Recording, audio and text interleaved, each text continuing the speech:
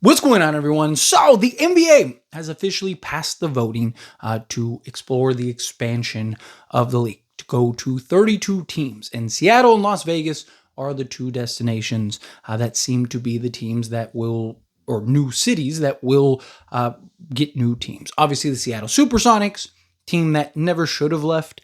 Seattle has a huge fan base. They were an iconic franchise and, ended up becoming the Oklahoma City Thunder, which OKC has already said, based on reports, that they will kind of relinquish all of the accolades and stuff for the Seattle Supersonics. So that's interesting in that regard. And then obviously Las Vegas, which the NBA has been and had roots in Las Vegas for 20 years now, if not longer, right? With the summer league and all of that, we're going to now have a team in Las Vegas, as Las Vegas really is expanding their sports market, right? They're getting the A's, you got the Raiders, and then now you're going to get the Las Vegas, whatever they end up becoming, right? And they're still trying to figure out, is it worth kind of expediting this process and seeing like, hey, should we get this done now?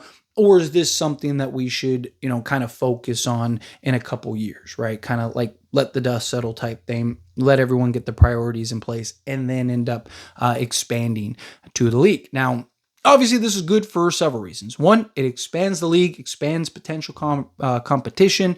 It moves teams that are kind of the fringe Eastern Conference teams already, right? Teams like Minnesota, New Orleans, Memphis, those teams now can move into the Eastern Conference to kind of just better balance out and help with like flight and travel and all those various things. So this is good for the league in that regard, but also the influx of money and finances that are going to go into that. I mean, you're talking probably $100 billion that are going to be, fluctuating into this and all that when all is said and done, that is going to kind of help, just the league generating more money, as well as help teams and put more money in their pockets and stuff like that. Obviously, we'll have an expansion draft, so that'll be interesting. I believe, if I'm not mistaken, teams can hold, I believe it's 6 players, and then a team can take 1 player from each team. It's either 6 or 8. We'll dive into that more once it actually happens, and I'll have the exact numbers and analytics and stuff like that. It's also 2 teams, so it'll be kind of interesting to see. Do they kind of change things because you get in this expansion? It's been a long time since we've gotten an expansion team, right? And usually it's kind of like 1 at a time, where you're going to get 2. So does the NBA kind of change things a little bit so both teams kind of get a bigger pool? I don't know. We'll see how this plays out. But this is exciting as just a basketball fan, expanding to new cities.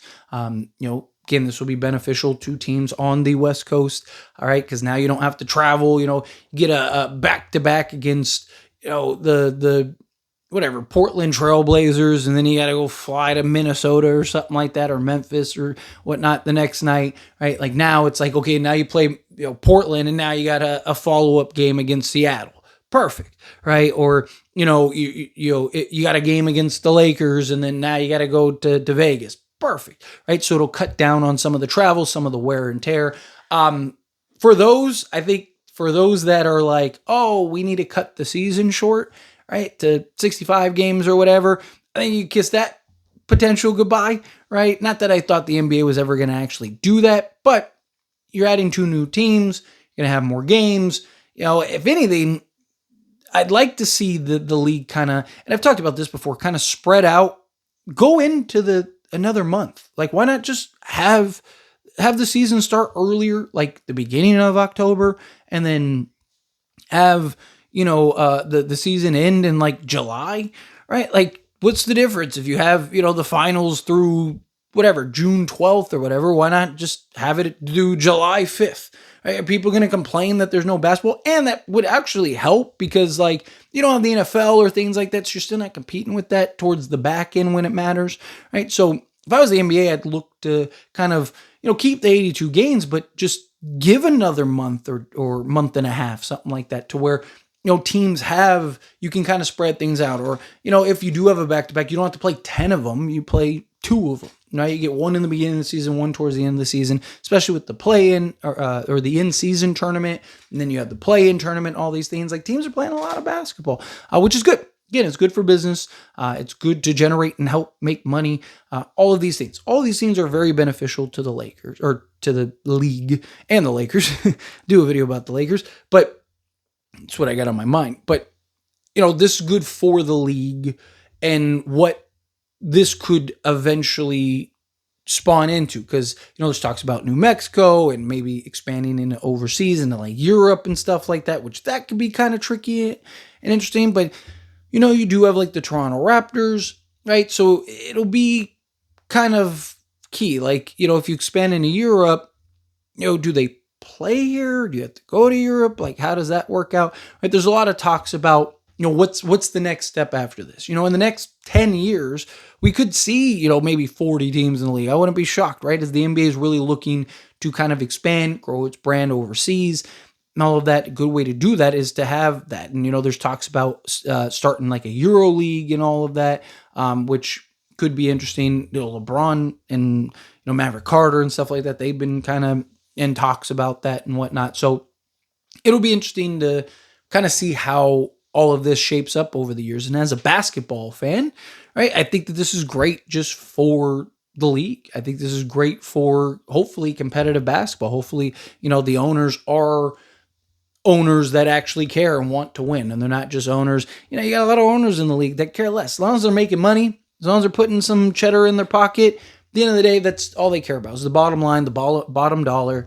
And if that's making money, we're good. We're in business. I care less about anything else, right? And it's just unfortunate, right? It's why I'm like, you see all these restrictions and stuff like that. All it does is punish the good teams. All it does is punish the teams that want to win, right? Having this sort of arms race is good for the league. Having super teams is proven to be good for the league, but bad teams are always going to be bad teams. Like Sacramento, you could put every restriction in the world. Is Sacramento going to magically all of a sudden start making good decisions? Probably not, right? Like the same bad teams are the bad teams for the last 20 years for a reason, right? Like they're not bad teams because they for any other reason other than they want to be, right? Or they just don't care enough to make the adjustments and they hire cheap and they, and it's just, again, bad teams. You're always going to have those bad eggs. Right. So instead of catering to them, I think that you should cater to that, but cater to the eggs that matter, right? Cater to the teams that matter and the teams that actually care and give a what. But obviously, most of you probably know I'm from LA, moved to Vegas, and recently moved from Vegas. And it sucks. I'm like, oh man, now I'm getting a Vegas team. That would have been nice. Play the Lake, get to go to Laker games 4 times a year and not have to travel to LA, right? Like that would have been awesome. But anyways, always, this is a discussion. I pass a question to you. Let me know your thoughts and opinions down in the comments. That being said, if you haven't liked this video, hit that like button. Helps me out. Helps me enjoy these types of videos. Truly appreciate it. Not subscribe to the channel, hit that subscribe button. Turn on the bell notifications. Appreciate y'all. See you in the next one. Thank you.